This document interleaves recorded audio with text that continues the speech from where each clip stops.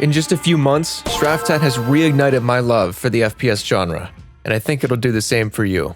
Released in 2024 and slowly climbing in popularity since, the fast-paced arena shooter is what we desperately needed and deserved in today's climate.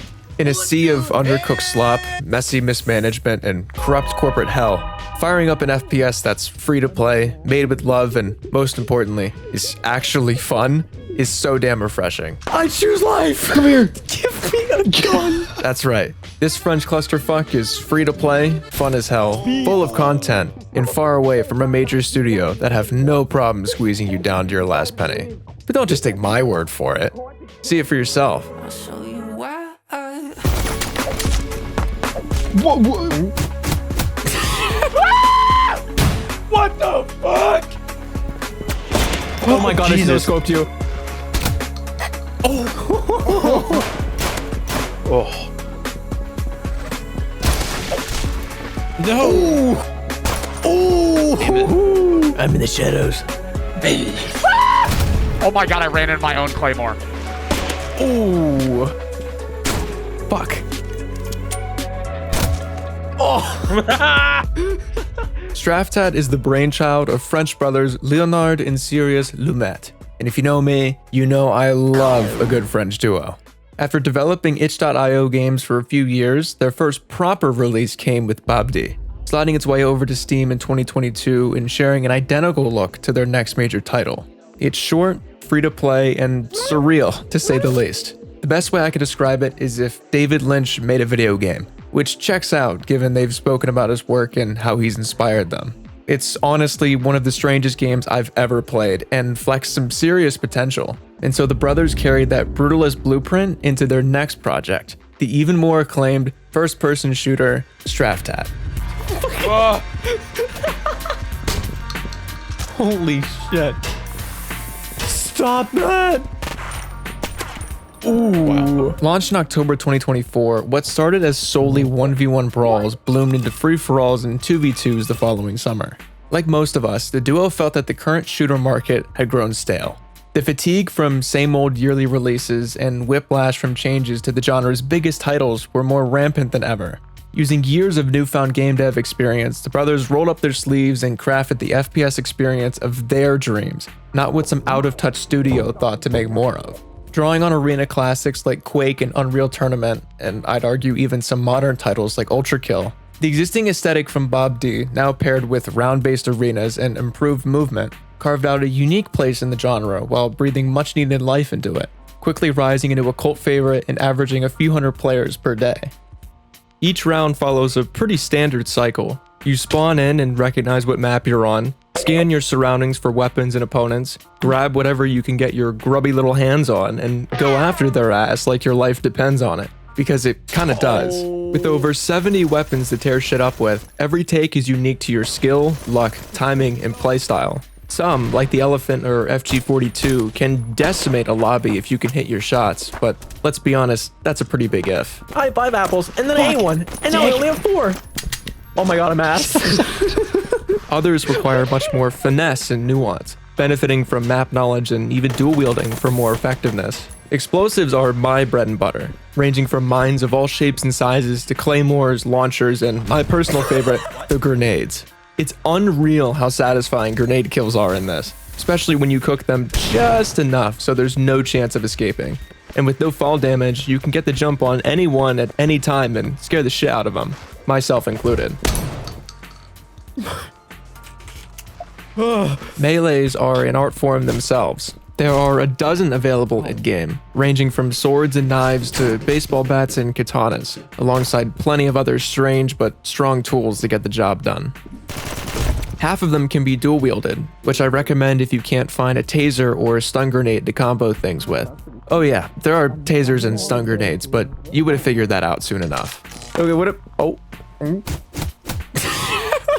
If melee weapons are an art form, then barrels are like the goddamn Mona Lisa. Looks can be deceiving, as this rusty prop stashed on over 40 of the maps can be terrifying in the right hands.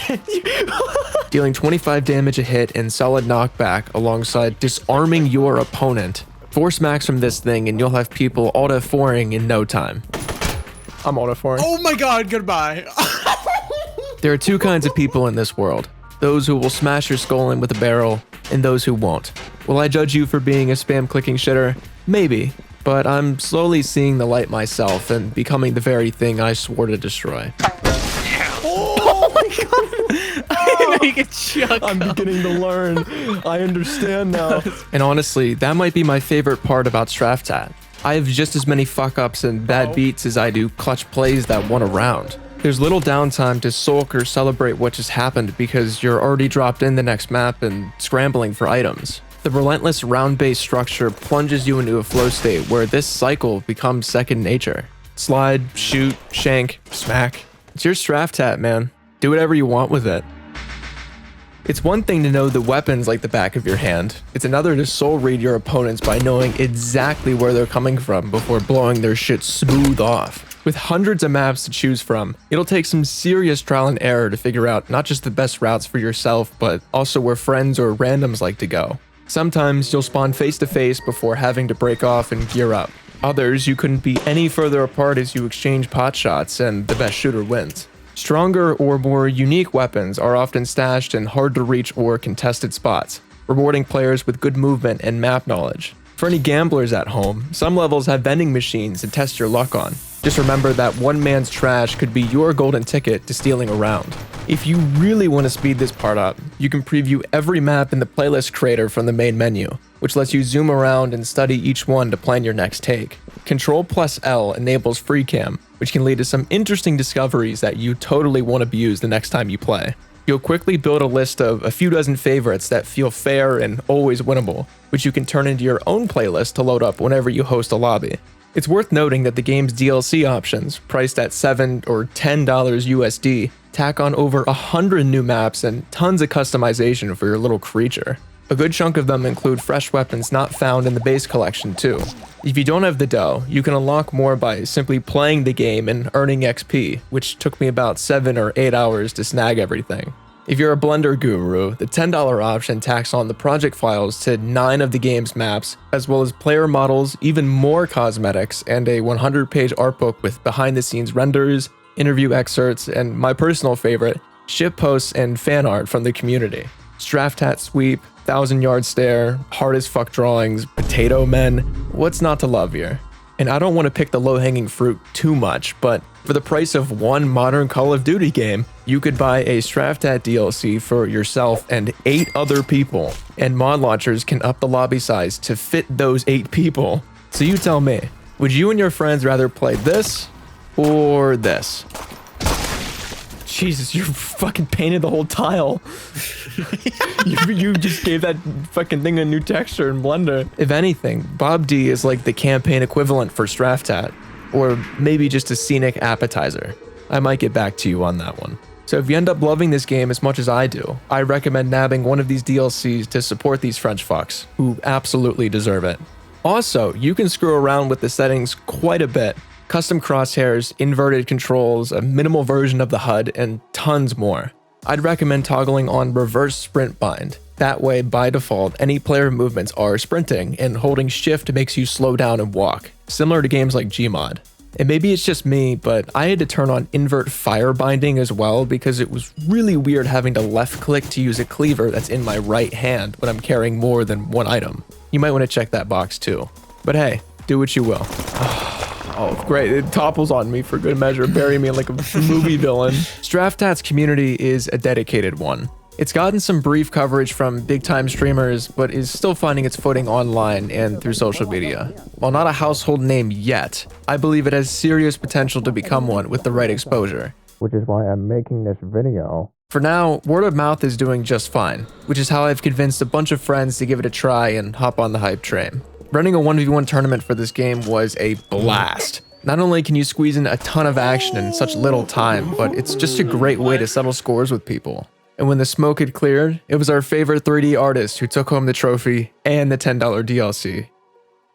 Public lobbies, in my experience, are full of first-timers, crackheads, and really anything in between. In one lobby, you'll feel like king of the world and crush everybody. In the next, you're put back in your place by someone with hundreds of hours who could win with their eyes closed. They're mostly chill, but then again, I've been kicked for simply headshotting the host before, so you never know. Oh, okay. If you recall the ability to customize the map pools, well, you can do the same with the weapons that spawn on them. I ran into a guy who was 120th globally in wins thanks to hosting their own Game of Mines, an explosives-only fever dream that they got very, very good at. So good that the whole lobby was swept not once, not twice, but 4 times in a row. The soundtrack for this game is incredible. I still feel guilty for turning it off right when I first got into it because while I love my own playlist, there's just something about the ethereal pads and breakbeats that get you to lock the fuck in. You can access the music folder at any time, which means you can throw in whatever files you want if you name them correctly. You can imagine what that sounds like. Where is it? Where is it? Where is it? Where is it? Where is it? Where is it? Yes! My brain is in a constant state of distress. STRAFTAT also has voice chat, but if I didn't tell you, you probably wouldn't have noticed for a while, since no one really uses it. In the hundreds of clips I have at this point, I've met 2 people who have, and one of them just said, Oh my god. after realizing the host set the match to be first to 30 wins before they left. I'm very curious if this picks up over time or if I'm just unlucky, because on paper, using proximity chat to shit talk people and laugh over how you died sounds like a great time. If there's anything games like Holdfast and BattleBit taught me, yeah, remember BattleBit? It's that good gameplay plus an eccentric community plus proximity chat equals some of the most fun you could have on a video game. This guy's growling for the dog. Do you hear this guy? Pressing any of the number keys plays a bunch of random funny voice lines, so I guess those will do for now. I mean, the devs clearly have a sense of humor, given they rickrolled the game's Discord server this past year for April Fools. They took the time to make this and a fake landing page about STRAFTAT 2, so I think we're in good hands.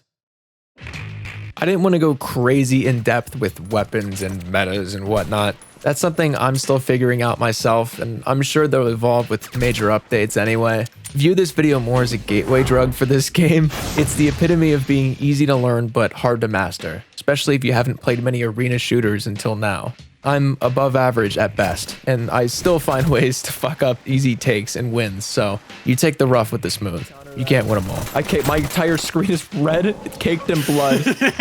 And hey, while you're at it, go check out Bob D for yourself, assuming I've been saying it correctly the whole time. Especially if you want more of the surreal atmosphere that STRAFTAT carefully built off of. I might make a video on it at some point because it's definitely worth a few replays, even if there's only one ending. So what are you waiting for? Go grab some friends and fuck some shit up. And if anybody asks, tell them the Blue Man sent you. I'll see you on the streets. Oh! Oh! Dude, that is so fucked. How do you think I feel?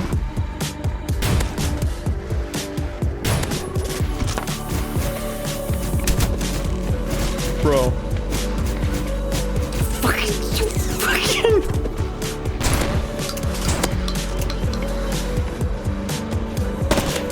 Oh, that was filthy. Nah, bro, this Decepticon motherfucker is on some other shit. Nah, bro. No way. If any of the STRAFTAT devs are somehow seeing this, your game is fucking awesome and very, very fun to edit. I would love to make a trailer or something. Dude, this is so much fun. Anyways, thank you kindly for watching this. I'll be streaming this game more on my Twitch over the next few weeks, so tap in if you want to see that unfold in real time. And that's about it. Maybe watch another one on screen now. I don't know.